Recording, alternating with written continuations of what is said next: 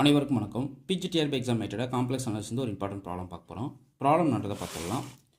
Find a bilinear transformation that maps the points z equal to 0 minus I minus 1 into the points w equal to I 1 0 respectively.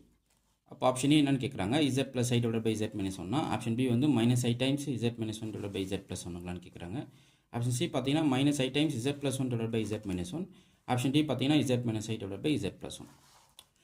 நீங்கள் already இந்த cross ratio use பண்ணி நீங்கள் binary transformation வந்து கண்டுபிடிப்பீங்க இல்லைங்களா? Exam point of வியூவில் இது எப்படி approach பண்ணுறது, இது வந்து நீங்கள் ஷார்ட்கட் தெரிஞ்சுக்கிட்டால் மட்டும்தான் உங்களால் ஈஸியாக இந்த ப்ராப்ளத்துக்கு டைம் ஸ்பெண்ட் பண்ணாமல் டக்குன்னு முடிச்சுட்டு போக முடியும். ஒன்றா கேட்குறாங்க, நம்ம ஒரு பைனரி ட்ரான்ஸ்ஃபர்மேஷன் கண்டுபிடிக்கணும். இந்த இசட் பாயிண்ட்ஸ்லாம் டபிள்யூ பாயிண்ட்ஸாக மேப் பண்ணணும். ஓகே, இப்போ நான் என்ன பண்ணுறேன்னா, இங்கே ஜீரோவை எந்த ட்ரான்ஸ்ஃபர்மேஷன் ஐக்கு மேப் பண்ணுதுன்னு பாருங்கள். அப்போது எது வந்து ஜீரோவை ஐக்கு மேப் பண்ணணும்? ஃபஸ்ட் ஆப்ஷன் வராது, ஏன்னா மைனஸ் ஐன்னு வரும்.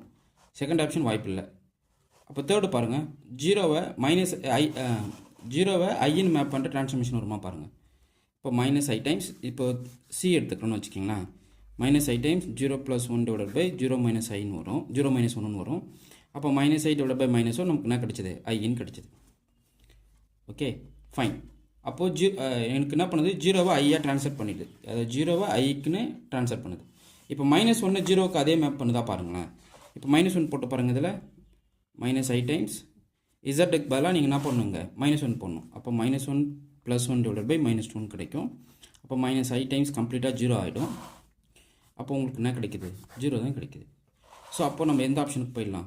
சி தான் கரெக்டுன்னு போயிடலாம். ஓகே, ஸோ இதான் இதுக்கான ஷார்ட்கட். ஜஸ்ட் அந்த பாயிண்ட்டை புட் பண்ணுறீங்க, எந்த பாயிண்ட்ஸுக்கு மேப் பண்ணணும். அப்போ அதுக்கான சூஸபிள் ட்ரான்ஸ்ஃபர்மேஷன்ன்றதை நீங்கள் சூஸ் பண்ணணும், அவ்வளோதான். இது நீங்கள் போய்ட்டு கிராஸ் ரேஷியோ போட்டுட்டு இருந்தால் கொஞ்சம் லேட் ஆகிடும். Okay fine. உங்களுக்கு இந்த வீடியோ பிடிச்சிருந்தா லைக் பண்ணுங்கள், கமெண்ட் பண்ணுங்கள், உங்கள் ஃப்ரெண்ட்ஸுக்கு ஷேர் பண்ணுங்கள். தேங்க்யூ.